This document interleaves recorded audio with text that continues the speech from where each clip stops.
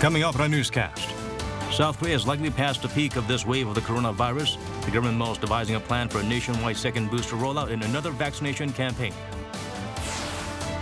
Ukraine's leader says the number of civilian casualties may be much higher in other cities liberated from Russian control than in Bucha, and even hinted there could be no negotiations. President-elect Yoon's delegation visits Washington for policy consultations and agreed on upgrading the alliance. Meanwhile, North Korean leader's sister claims Seoul is not the regime's principal enemy, as it's no match for Pyongyang's nukes.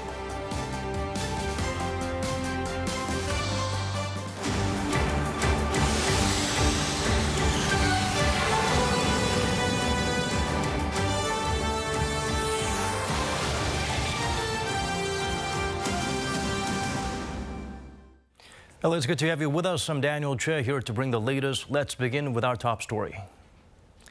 As the nation is likely past the peak of this wave of the coronavirus, authorities have been loosening some distancing rules. They're also preparing for outbreaks that could occur later this year when the weather gets cold again. Yoon starts us off. South Korea on Tuesday reported 266,135 new COVID-19 infections. This was double the amount of infections from a day ago, but still a drop by more than 80,000 from last week. The number of critically ill patients also stayed in the low 1,000 range at 1,121. While the country has been evaluated to be at the highest level of risk from the pandemic, authorities assert that there won't be a second wave of Omicron and that this variant is definitely retreating. But they are still on the lookout for a new hybrid variant called the XE variant, which is a combination of the Omicron and stealth Omicron strains. The WHO says this variant looks like it could be 10% more transmissible than the already highly contagious stealth Omicron. To pull through their plans of viewing COVID-19 as an endemic disease, though, authorities are making preparations and appropriate changes to their current measures. In a briefing on Tuesday, authorities said they're looking to secure millions more COVID-19 vaccines ahead of the fall and winter season, when there may be a resurgence in infections due to the drop in temperature. They're also thinking of expanding those eligible for their fourth vaccine shots. Officials also said they're considering shortening the period that people infected with COVID-19 have to self-isolate. Currently, people have to recover at home for 7 days after catching the virus. Also from Tuesday, the Ministry of Food and Drug Safety lifted the set price on self-test kits of 6,000 won per kit, which is around $5 as supplies have stabilized. And from Wednesday, nursing homes and mental health hospitals accounting for many cluster infections can receive antiviral pills from public health centers. Yoon, Arirang News. Shanghai remains on lockdown as part of China's zero COVID policy. Even the military has been deployed to help as residents are unable to get basic supplies delivered to homes. In contrast, South Africa, a country that first identified Omicron, is lifting its national state of disaster. Yoon brings the updates. China's biggest Central Coast city and the global financial hub of Shanghai will remain under lockdown despite plans for the measure to end at 5 a.m. local time on Tuesday. The city government said on its SNS account on Monday that after reviewing results of an exercise to test the city's 26 million residents for COVID-19, they decided to implement what officials called seal and control management. Authorities added that people would be strictly confined to their homes as well unless they require medical treatments. Meanwhile, there was no indication given as to when curbs will be lifted. The city began a two-stage lockdown on March 28th, starting with the eastern district of Shanghai, but later expanded it to the whole region. China has sent military and healthcare workers into the city to assist in giving COVID-19 tests to all residents on Monday. Turning to South Africa, the government have decided to lift a national state of emergency in the country starting from Tuesday. South Africa's president announced Monday that despite this, some of the regulations that had been in place to prevent COVID-19 will remain. This decision was made 750 days after the national state of disaster was first implemented. The president added that the country had entered a new phase in the pandemic, saying that the number of fatalities is continuing to drop, but stressed that people remain vigilant against COVID-19 while encouraging people to get vaccinated. Lee-hyun, Arirang News. Back here in the nation, an extraordinary cabinet meeting will be held on Wednesday to approve the funds needed to relocate the top office as requested by President-elect Yoon. The Moon administration agreed to cooperate and help with the move to central Seoul. Yoon has the full story. The cabinet is set to hold an extraordinary meeting on Wednesday to approve funds needed to relocate the presidential office, as requested by President-elect Yoon. Yoon has been pushing to move the office to the building now used by the Defense Ministry in Yongsan-gu district. The meeting was ordered on Tuesday by President Moon Jae-in, according to the Blue House spokesperson. President Moon Jae-in was briefed this morning on the government review of funding reserved for the relocation of the presidential office, and he ordered an extraordinary cabinet meeting as soon as possible to give the approval. The Blue House had earlier raised security concerns about the relocation, but President Moon agreed last week to cooperate on the matter when he met President-elect Yoon for dinner. Yoon's spokesperson said Tuesday that cooperation on the issue is going well. After the dinner between President Moon Jae-in and President-elect Yoon, cooperation is well underway in a broad framework. Officials at the Blue House added that they will continue to coordinate on security issues. The government is reportedly planning to approve the reserve funds worth some $29 million for the first batch, though details were not given on exactly how much. Earlier, Yoon has suggested the relocation would cost some $41 million. Sources say that for security reasons, the budget will not include the cost of relocating Defense Ministry offices related to the South Korea-U.S. joint military exercises to be held this month. The funds do, however, reportedly include the cost of remodeling the official residence of the Army Chief of Staff into a new presidential residence. It remains to be seen whether there will be additional funds approved to cover the rest of the costs. Yoon, Arirang News. As President-elect Yoon chooses top aides, there's a lot of attention on who might be named Chief of Staff. The nominee reportedly needs sense and experience in state affairs. Yojong explains further. President-elect Yoon's current Chief Secretary Chang Je-won has once again ruled himself out of the running for Yoon's presidential Chief of Staff. Chang had been considered a primary candidate for the post, but he said on Tuesday that he will return to the National Assembly, back to his original career as a lawmaker. He also refuted speculation that Yoon is seeking a nominee with expertise in the economy, echoing remarks by Yoon's spokesperson. The scope of nominations should not be confined to any particular area. In nominating picks for the presidential office, the cabinet, and secretaries, a wide range of opinions will be taken into consideration. Chang, however, did emphasize that the nominee needs experience and sense in state affairs. Among the potential candidates discussed include former lawmaker Chang Sung-min. A once vocal critic of Yoon, Chang is now Yoon's special advisor, and he previously served as chief of the State Affairs Office under the Kim Dae-jung administration.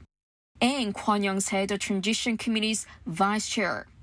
There is also much attention on Yoon's pick for Deputy Prime Minister, a role that doubles up as Finance Minister, as well as Yoon's pick for the chair of the Financial Services Commission. We are looking for a prime minister who can form a dream team for the economy, along with the finance minister, as well as the chair of the FSC and the presidential secretary for economic affairs. Those nominations are likely to come in the coming days and perhaps together, as Yoon has named his prime minister nominee over the weekend, former PM Han Duck-soo, who has more than 30 years of experience. So far in nominating officials, President-elect Yoon has been emphasizing two things: experience and knowledge. This is also in line with what he calls competent government, led by people who he says can get the job done right away and well. Yoon, Arirang News. A delegation of 7 lawmakers sent by President-elect Yoon visits Washington for policy consultations with the U.S. State Department. The two sides agreed on the need to upgrade the alliance. Park Jin, who heads the team, also relayed the incoming South Korean leader's vision, including ways to approach denuclearization efforts for the peninsula. Kim Do-yeon shares with us what was discussed. South Korea and the U.S. have agreed on the need to upgrade their current alliance status into a more comprehensive and strategic partnership. That's according to Park Jin, a National Assembly member leading the South Korean delegation sent to the U.S. by President-elect Yoon. On Monday, Park relayed Yoon's views on the Korea-U.S. alliance and a potential path forward to U.S. Deputy Secretary of State Wendy Sherman and a few other U.S. representatives. A comprehensive and strategic alliance would usually go beyond military and security and would have close ties in politics, the economy, and culture. Park added he had the chance to share the president-elect's vision on North Korean policies too, including complete, verifiable, and irreversible denuclearization, commonly abbreviated as CVID. Such an expression has not been used too commonly by either Seoul or Washington of late, but it does show the aims that the incoming administration has on the denuclearization efforts on the peninsula. In fact, Park said to reporters that he told the U.S. representatives of the need for sustaining strong deterrence efforts while keeping the door open for talks. According to Park, the U.S. also agreed on the need to reactivate the Extended Deterrence Strategy and Consultation Group, a working-level group from foreign affairs and defense agencies. In the meantime, through a statement released following the meeting, State Department spokesperson Ned Price said that Deputy Secretary Sherman also reaffirmed that the United States' commitment to the defense of the Republic of Korea remains ironclad and welcomed joint efforts to make progress on achieving the complete denuclearization of the Korean peninsula. In addition, during a press briefing, Price emphasized the need for the U.S. and the incoming Yoon administration to address the humanitarian needs and the concerns of the North Korean people. Kim Do-yeon, Arirang News. The North Korean leader's sister once again issued a statement while stressing the regime's possession of nukes. Kim Yojong made it clear that Seoul is not Pyongyang's, quote, principal enemy. Kim Dami helps us read between the lines. North Korean leader Kim Jong-un's sister Kim Yo-jong said on Tuesday that South Korea is not the North's, quote, principal enemy, and said the regime is not going to fire even a single bullet at the South.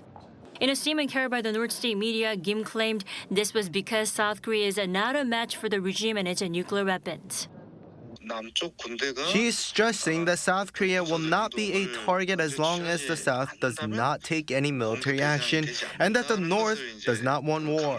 But she's also warning Seoul to take careful actions toward Pyongyang. Tuesday's statement came just a few days after Kim Yo-jong issued her first statement in almost half a year over the weekend.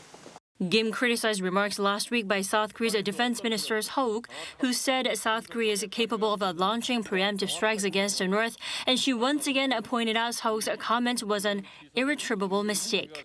She also warned that the North's nuclear forces will be deployed in the event of war, which experts see as the regime's way of justifying its possession of nuclear forces. Kim's latest comments are particularly alarming as the regime may stage military activities for the upcoming 110th anniversary of the birth of its founding leader Kim Il-sung next Friday, as well as the Seoul-Washington joint military exercises. An official from South Korea's Unification Ministry said on Tuesday that Seoul is strictly following the North's comments on its nuclear forces and preparing for all possibilities, pointing out the fluid situation on the Korean peninsula. Kim Dami, Arirang News.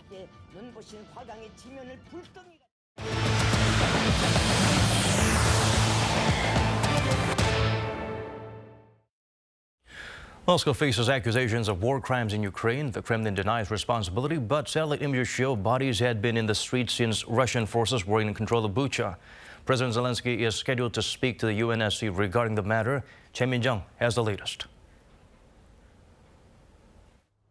Russia has been denying allegations of civilian killings in Bucha, a town northeast of Kyiv, after videos and photos of hundreds of dead bodies were made public, images Russia claims were staged.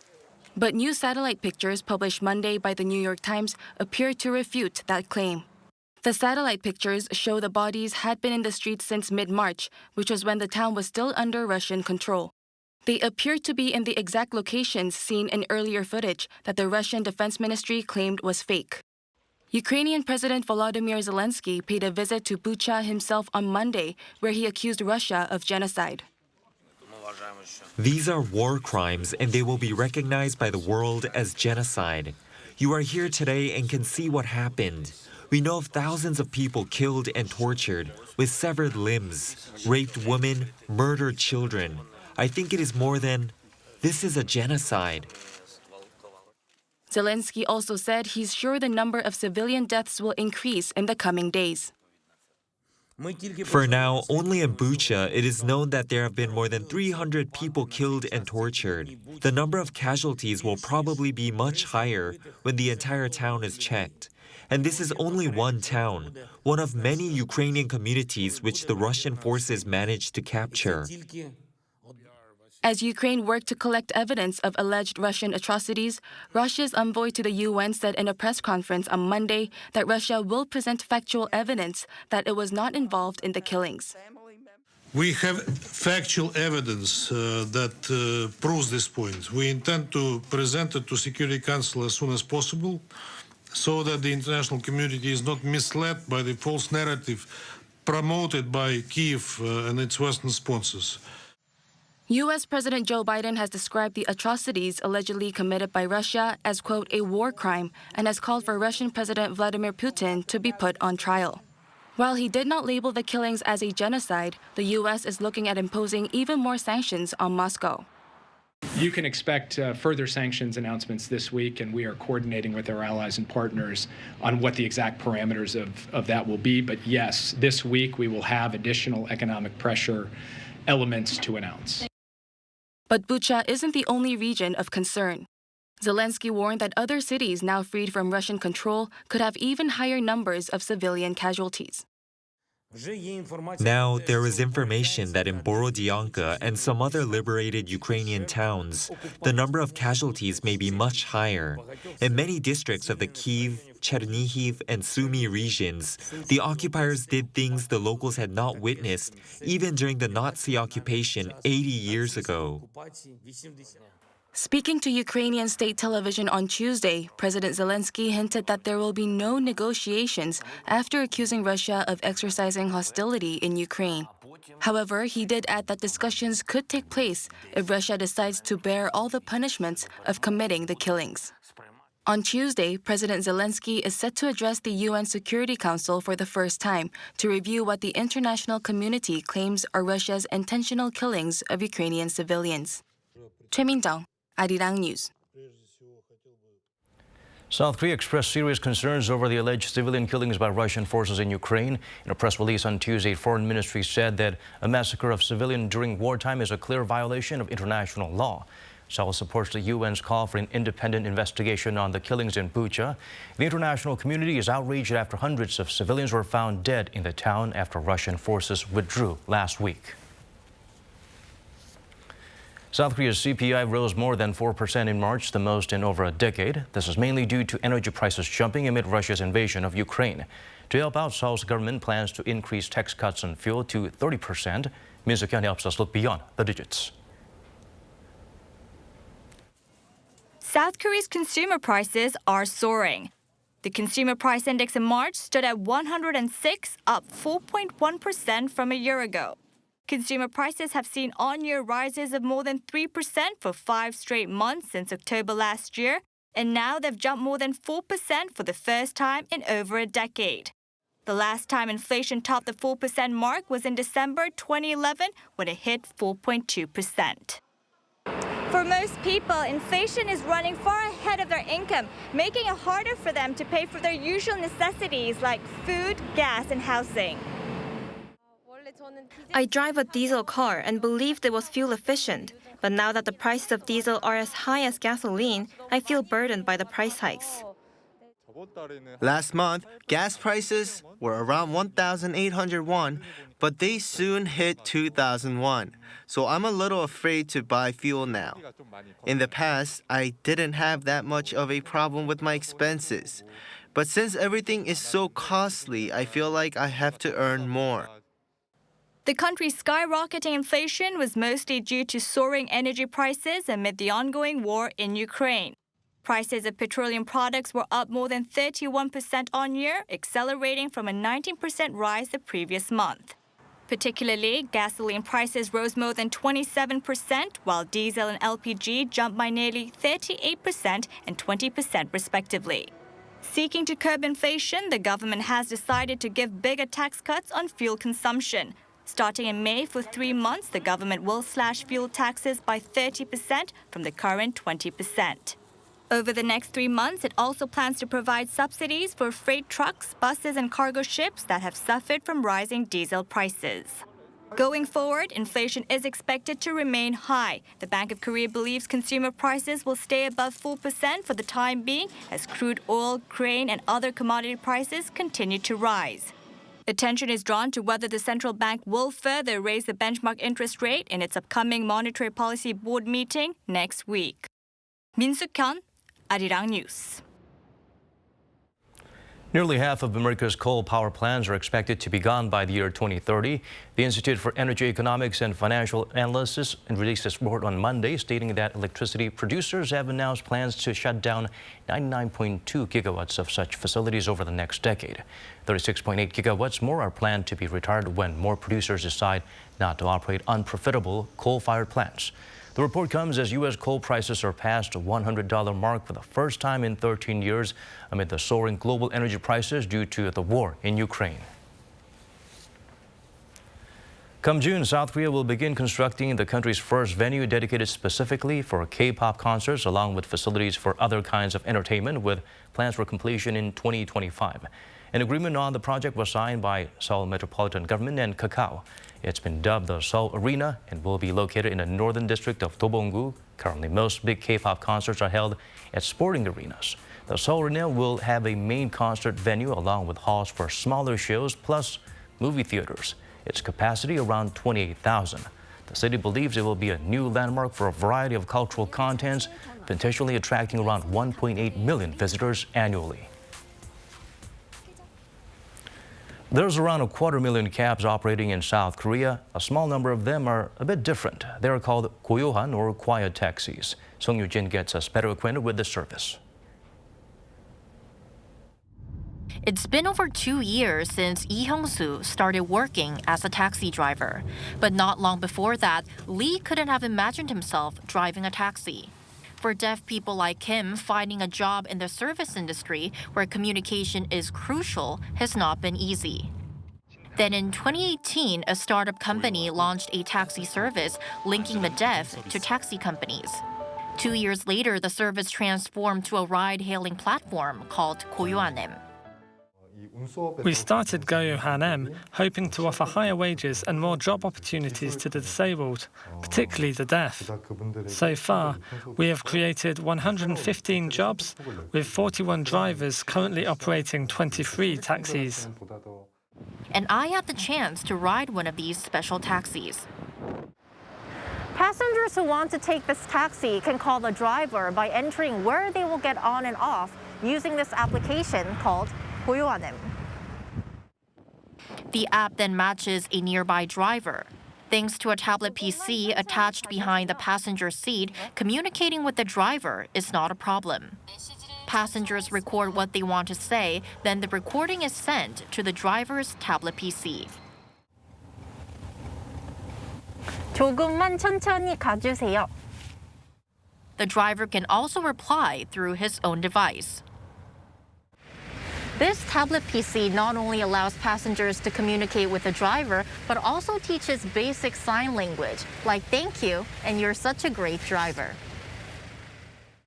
All of the platform's taxis are SUVs to give drivers a clear view of the road while offering passengers a spacious and comfortable ride.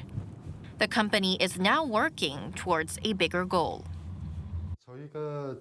We are looking to enhance mobility for the disabled. For one, we have brought over a wheelchair-friendly taxi from the UK.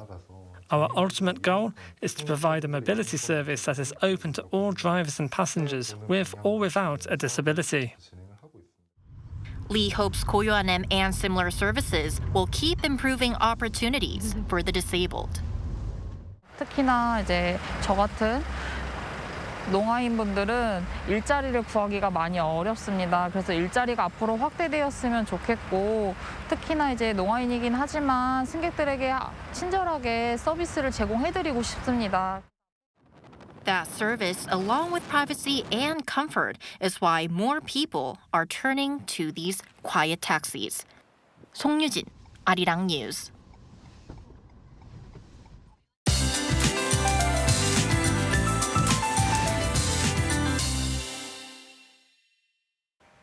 As generally mild weather remains in the forecast, cherry blossoms have started to bloom. It will take about a week until the flowers will be in peak bloom. Seoul's Yeojong district will be opening its cherry blossom walkway for the first time in 3 years starting this weekend. The road will be open for 8 days, and if you are interested, more information is available on the district website. As temperatures are rising, dry conditions are becoming more widespread. Dry weather advisories have been expanded to further parts of inland regions, including the capital area. Violent winds are also in the forecast for mountainous regions of Gangwon-do and Gyeongsang-do provinces. Please continue to take extra precautions against forest fires. For the morning hours, most regions will see sunshine. Seoul will start up at 7 degrees Celsius. As for the daily highs, Seoul will get up to 17 degrees, Daejeon and Busan 19. Daegu will be reaching 22 degrees. Wide temperature gaps will continue for the rest of the week. On Thursday morning, central regions will see showers. That's all for now, and here are the weather conditions around the world.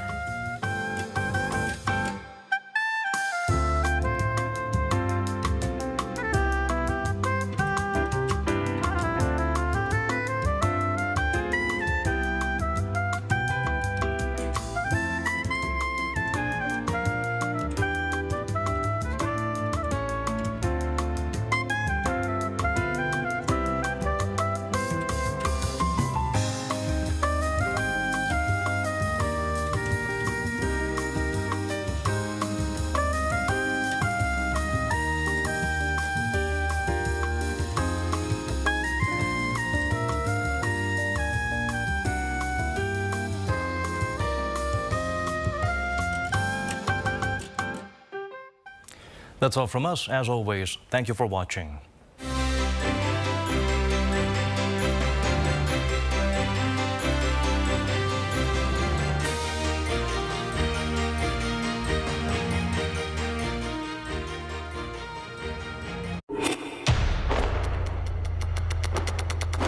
Find the ways of Taekwondo within yourself. The mind that honors respect and kindness. The valor that fears no challenges.